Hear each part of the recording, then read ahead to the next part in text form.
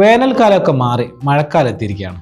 ചൂടും പൊടിയും നിറഞ്ഞ കാലാവസ്ഥയിൽ നമ്മുടെ വീട്ടിലെ ഫാനുകളൊക്കെ പൊടി പിടിച്ച് കിടക്കായിരിക്കും. ഈ ഫാൻ വൃത്തിയാക്കുന്നത് പലർക്കും വലിയൊരു ബുദ്ധിമുട്ടുള്ള ജോലിയാണ്. വളരെ എളുപ്പത്തിൽ വില കൂടിയ ഉപകരണങ്ങളോ മണിക്കൂറുകൾ നീളുന്ന അധ്വാനങ്ങളോ ഇല്ലാതെ തന്നെ ഫാനുകൾ വൃത്തിയാക്കാൻ പറ്റുന്ന ചില മാർഗങ്ങൾ പറഞ്ഞു തരട്ടെ. ആദ്യം ഒരു ഉപയോഗശൂന്യമായിട്ടുള്ള ഒരു പഴയ തലയിണ കവർ എടുക്കുക. ആ തലയിണ കവർ ഫാനിന്റെ ബ്ലേഡിലേക്ക് ശ്രദ്ധയോടെ കയറ്റിയ ശേഷം പതുക്കെ പുറത്തേക്ക് വലിക്കുക. അപ്പൊ ഫാനിന്റെ ലീഫിലുള്ള പൊടിയൊക്കെ കവറിലേക്ക് തന്നെ വീഴും. മറ്റൊരു വിദ്യ എന്ന് പറയുന്നത് മൈക്രോ ഫൈബർ തുണികളാണ്.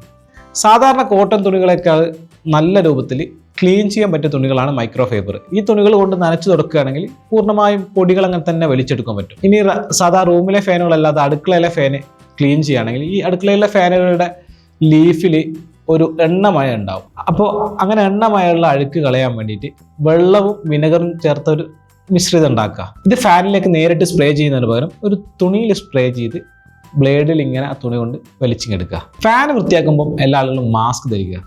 ഇതൊരു ചെറിയ കാര്യമാണെന്ന് തോന്നാമെങ്കിലും അലർജി ഉള്ള ആളുകൾക്ക് ഇത് വളരെ പ്രധാനമാണ്. ഫാന് തുടക്കുമ്പോൾ പൊടി നേരിട്ട് മുഖത്തേക്ക് വീഴാനുള്ള സാധ്യത ഉണ്ട്. അതിനാൽ ക്ലീനിങ് സമയത്ത് ഒരു മാസ്ക് ധരിക്കുന്നത് ശ്വാസകോശ സംബന്ധമായ ബുദ്ധിമുട്ടുകൾ ഒഴിവാക്കും. നോർമലി ആളുകൾ റൂം വൃത്തിയാക്കുമ്പോൾ ആദ്യം തറ തുറച്ച് വൃത്തിയാക്കിയതിനു ശേഷമായിരിക്കും ഫാന് തുടക്കുന്നത്. പക്ഷെ ഫാൻ വൃത്തിയാക്കുമ്പോഴുള്ള പൊടി താഴേക്ക് വീഴുന്നുള്ളത് കൊണ്ട് തന്നെ ആദ്യം മുകളിൽ നിന്ന് താഴേക്ക് എന്ന രൂപത്തിൽ വൃത്തിയാക്കി തുടങ്ങുക. ഉയരമുള്ള കസേരകളിലും സ്റ്റൂളുകളും കയറി നിന്ന് ഫാൻ തുടക്കുന്നത് അപകടം ഉണ്ടായേക്കാം. ഇതിന് പരിഹാരമായിട്ട് നീളമുള്ള പിടിയുള്ള ഡസ്റ്ററുകൾ ഉപയോഗിക്കുക.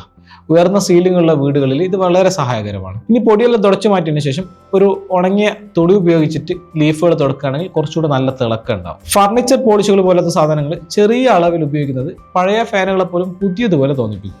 ബ്ലേഡുകൾ മാത്രം തുടച്ചത് കൊണ്ട് ഫാൻ പൂർണ്ണമായും വൃത്തിയാവില്ല. മോട്ടോർ ഭാഗത്തും മുകളിലെ ഫിറ്റിങ്ങുകൾക്കിടയിലും ധാരാളം പൊടി ഇരിക്കുന്നുണ്ടാവും. ചെറിയ ബ്രഷുകൾ ഉപയോഗിച്ച് ഈ ഭാഗങ്ങളെ പൊടിയും പൂർണ്ണമായും നീക്കം ചെയ്യാൻ ശ്രദ്ധിക്കുക.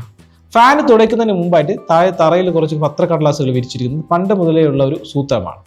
പൊടിയെല്ലാം പത്രത്തിലേക്ക് വീഴുമെന്നതിനാൽ പിന്നീട് വൃത്തിയാക്കുന്ന സമയം ലാഭിക്കാനും ജോലി തീർന്നയുടൻ പത്രം എളുപ്പത്തിൽ ചുരുട്ടി കളയാനും സാധിക്കും. ഫാനിന്റെ സ്ക്രൂകൾക്ക് ചുറ്റുമുള്ള ഇടുങ്ങിയ ഭാഗങ്ങളിലെ പൊടി കളയാൻ ഒരു പഴയ പെയിന്റ് ബ്രഷ് ഉപയോഗിക്കുന്നത് വളരെ മികച്ച ഒരു ആശയമാണ്. ഫാനിന്റെ പ്രതലത്തിൽ പോറലുകൾ വീഴ്ത്താതെ തന്നെ എളുപ്പത്തിൽ പൊടി നീക്കം ചെയ്യാൻ ഈ സോഫ്റ്റ്വെയർ ബ്രഷുകൾക്ക് സാധിക്കും. ഒരു ബോണസ് ടിപ്പ് കൂടെ പറഞ്ഞുകൊണ്ട് നിർത്താം.